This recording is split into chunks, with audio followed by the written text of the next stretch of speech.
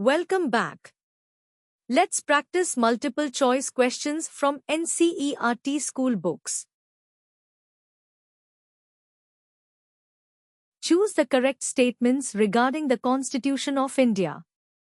1. The Constitution reflects the views of the members of the Constituent Assembly only.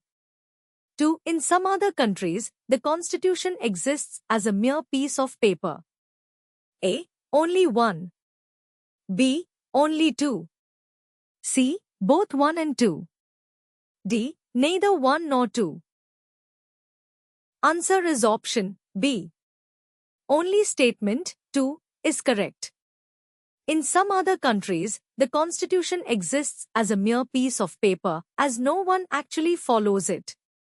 Statement 1 is not correct because the Constitution of India does not reflect the views of its members alone.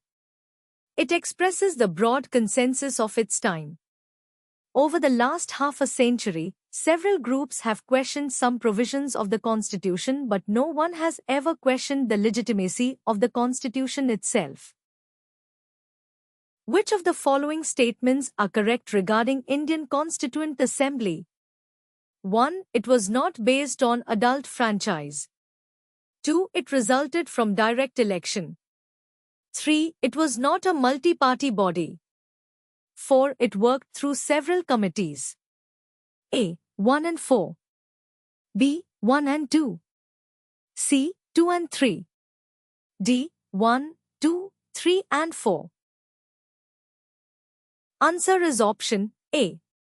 Statements 1 and 4 are correct regarding Indian Constituent Assembly. The Constituent Assembly met for the first time on 9 December 1946. There was not any adult suffrage during that time, so the Constituent Assembly could not have been chosen directly by the people of India. The Constituent Assembly formed a number of committees to deal with different tasks of constitution making.